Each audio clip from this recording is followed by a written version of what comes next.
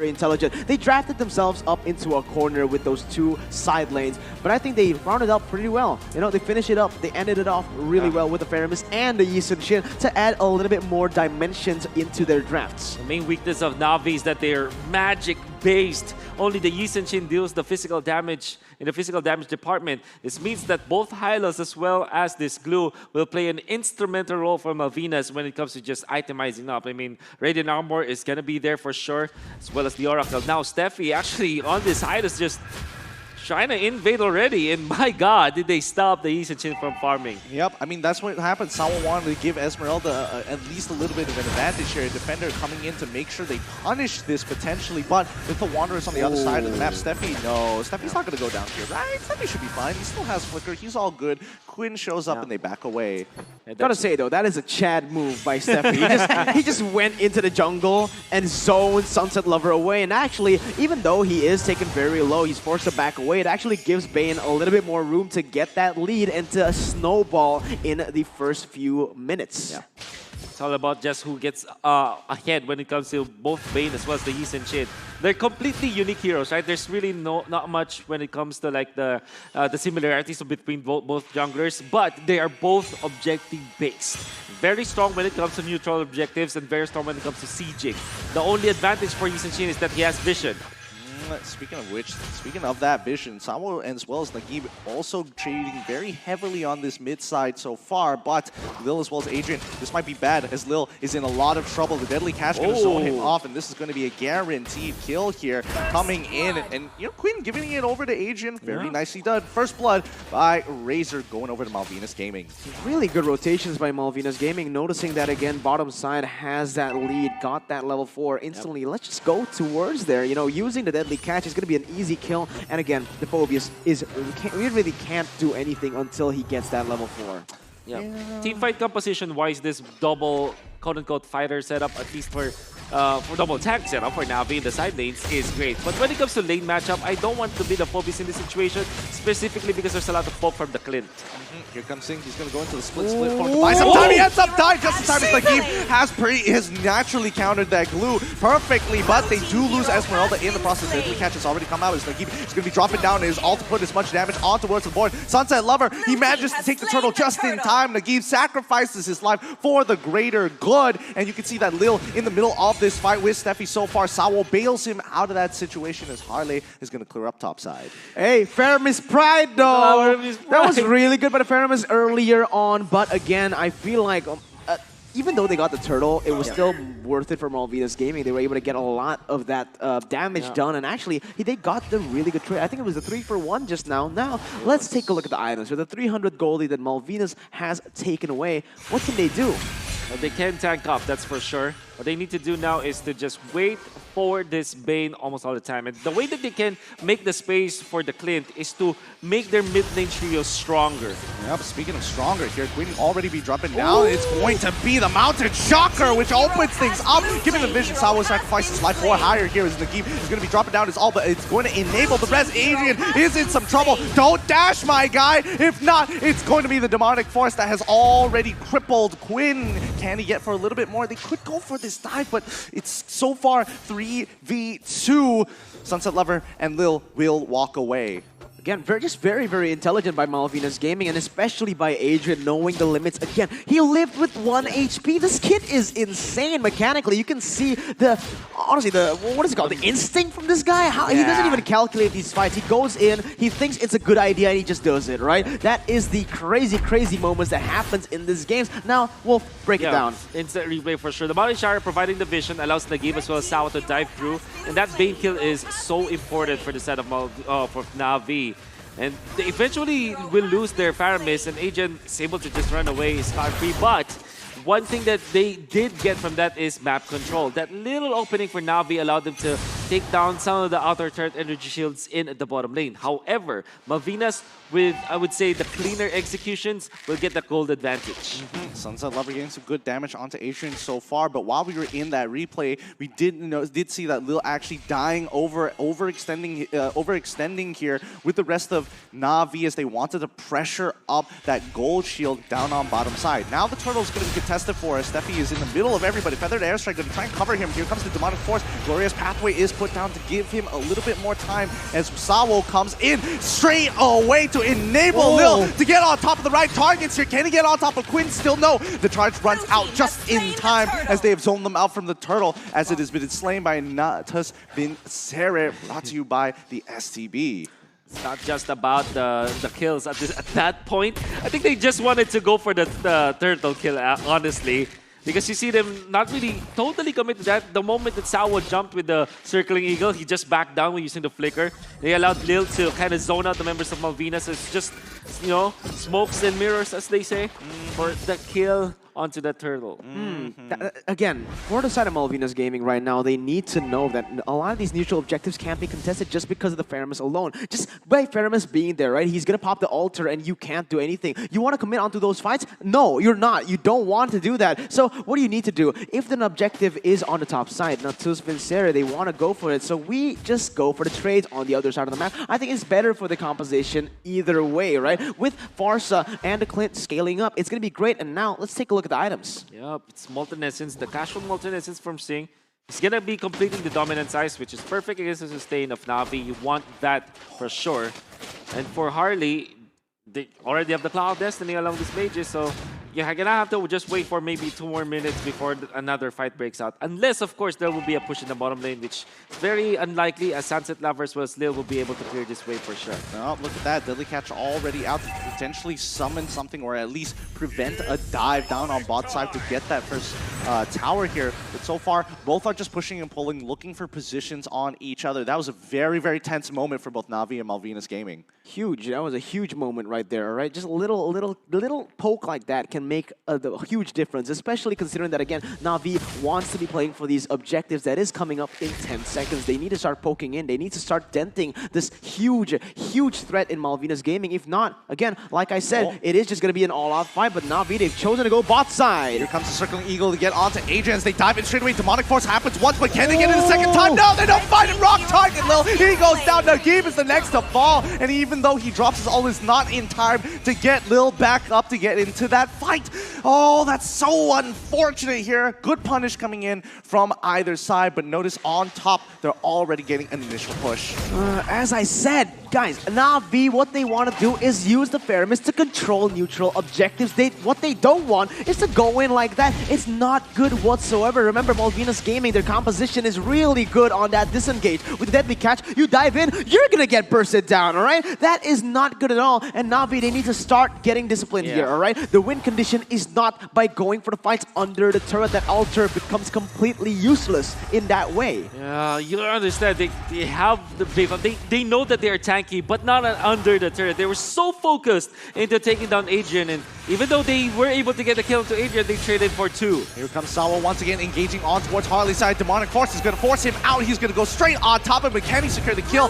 Does he have Asper's? I know, not in time. Steffe gets on top of him. Good law and order to buy some time, but Sawo saves his life. He makes it out, and there goes Glue, who dies over the Faramus down as Nagib does the job. Look at Adrian, though. All the while, that not just Vincere going for the fight at the top side. It is actually still Adrian reading out the positioning really well right here. But Nagib is waiting in that bush. Adrian, he needs to be careful right now. The damage comes through. Gonna be pulled back now. It will not be the case. So, Navi, with all the fairness, they were able to get the turtle, a big objective, and this is what Mirko was trying to say. Neutral objectives is the key. Yes. I want to say, though, Steffi played that well. He popped the Glorious Pathway and also clipped that Phobius as he jumped.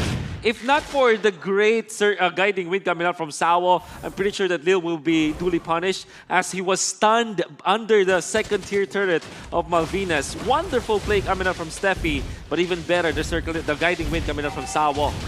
Yep, they're just shutting down Sing as well as Lil. Both sides taking a lot of damage, and you know they have some great counterplay, but Quinn is getting stronger and stronger. Those Deadly Catches, the more effective. Wait, hold on. Steffi is going to try and zone them out to actually trade that top tier 1 for bottom tier 1. Both sides not giving each other an inch. it's really good. It's really, really good right now. Again, not this Vincere. They noticed that they were making a mistake by not going for the turtles, by not going for the control onto the neutral objective. But now you can see it's like night and day, man. It's night and day. When they play onto neutral grounds, they will get every single team fights. And MVG, they're forced to go for these team fights as well because that is their playstyle. And I really like it right now with the Mountain Shocker just giving out so much poke. Now, let's take a look at the items once again. Harley has started to scale. That Lightning Truncheon and the Clock of Destiny that has been stacking up. It is going to be really good, especially considering that Adrian is also on the way to that Thunder's Belt.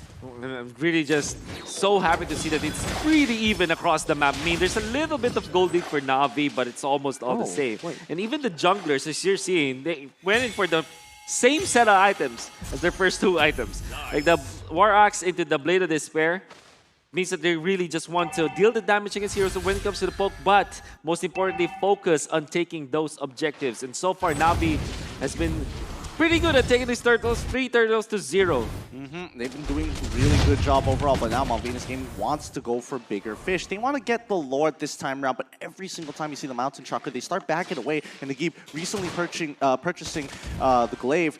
It's going to be tough, especially for Singh, who's been punished by Nagib multiple times at this point. It's just not possible for Malvinas Gaming to go for these neutral objectives. What they need to do at this point is either look for a pick first before they go into that neutral objective fight, or they just completely ignore it and go for the turrets, go for the objectives. Because again, in these situations, or maybe they can just catch Nagib before it even starts. Oh, Lord takes him out, but there goes Steffi. They trade 1 for 1 so far as Sawo goes in on towards Quinn's side, but Lil can't get onto the fight just yet. It's not looking good so far, and Nagib continuing to be an absolute nuisance for the time being, but here it comes. Singh, he's back. Nagib is already in shreds down. Oh, the split slid. Lord has been slain by Malvinas Gaming, but Defender is looking to punish anybody as he goes in for the flank. Falling Star Moon gets on top of Queen, and it's not looking good so far. Sawo is going to ensure that the chase will continue. Sunset Lover doesn't want to go any further than this. As Harley, he's going to get out of the Wings by Wings, but the Astra's Eye is going to take him outside of the map. That was beautiful by Malvinas at first, but Navi finishes it off with a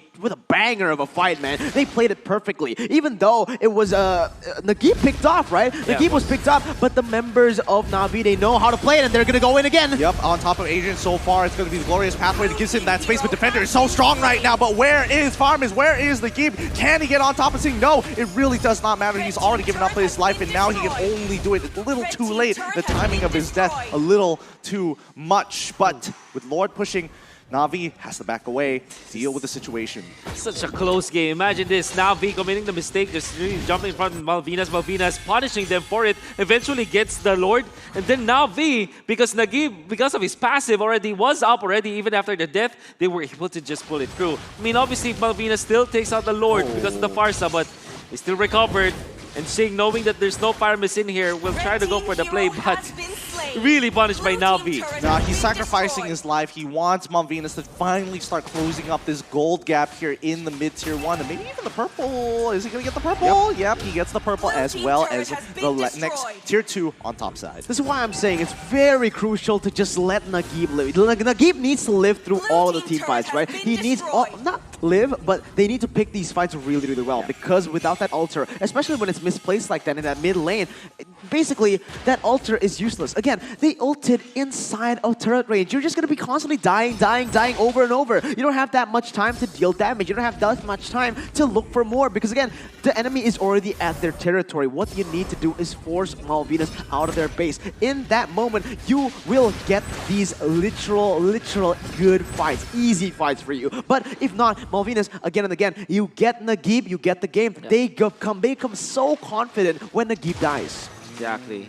And Malvinas, now it is time for them to group up for sure. They already have the items, they already have the openings, maybe utilize their glue now, but it makes it so, I mean, the farm just makes it so difficult for Singh to play. And even the team that utilized this farm against the glue was Onic Philippines, was able to talk to Marky, and the real goal is to it's not really just about the damage you get from the glue. the threat of always having to be a kill threat against the glue, that's really the goal of having the Fire Mist.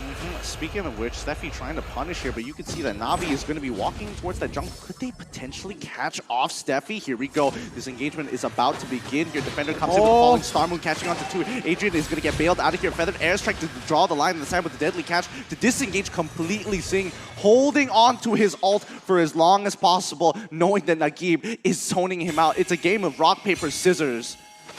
Double Cursed Helmet coming out from Malvinas Gaming. This is perfect against HP-based heroes. As you can see, that's the tanks coming out from NAVI. Yet to see Radiant Armor picks up on Malvinas Gaming, but they do have Dominance Ice. They are going to go for double Dominance Ice build, but both Sing as well as Steffi, this is going to be crucial against the sustained composition of NAVI. But for NAVI, when it comes to the items, they have damage penetration, the Divine Glaive as well as a Genius One coming out from Nagib. It's going to be scary. That is going to be scary. There's going to be a ton of magic damage that can come out from this hero. And then he also amplifies the damage output eventually of both Esmeralda and the Phoveus. Man, can we talk about the tension real quick? Man, this is crazy already. Remember, 15 minutes in, very, very close game. And this is for all the marbles. Whoever loses here, they're going to go home. They're out of the tournament. You can see the pressure. And you can see how hesitant they are even into clashing on these team fights. This is very uncharacteristic of MVG, but this is what they need to do. They can't go in for these crazy fights anymore. As long as Fire Mist still lives, they need to stay consistent, disciplined, waiting for that moment. And honestly, they need to go for that prolonged fight, baiting out that altar. Once you get that altar out of the way, back away, and look for a re-engage when it comes in. Right now, though, this is not what they want to go for because the damage coming from that Yi Sun-Shin is huge. It is a full item game at this point, and you do not want to be tanking, soaking all that damage before the Lord even starts to happen. Half HP Lord. Here he goes. They're going to start the engaging. Adrian is going to get attacked by the Demonic Force here as the Airlines is going to send him all the way to the back. But here comes the Glorious Pathway to try and slow down this engagement. And they find it. They get bait. Deadly Catch is already out and they drop down the altar, but they're moving away. It's going to be the Demonic Force that makes all the difference here as the backline is now gone. It is 3-0 in favor of Navi here. Sawo is bringing in the airplanes to the docks. Navi, with this, they might have just done it here, guys. This is going to be the one straight push, perhaps. Let's see if the two members can defend. Let's take a look at the base that's getting sieged down, and that ultimate. Oh no, I think it's over here. Harley's in trouble. He goes down as defender, and Lil finally find the space, and the enablers have done it. Adrian, he's gone. GG, well played as Navi moves on to the next round.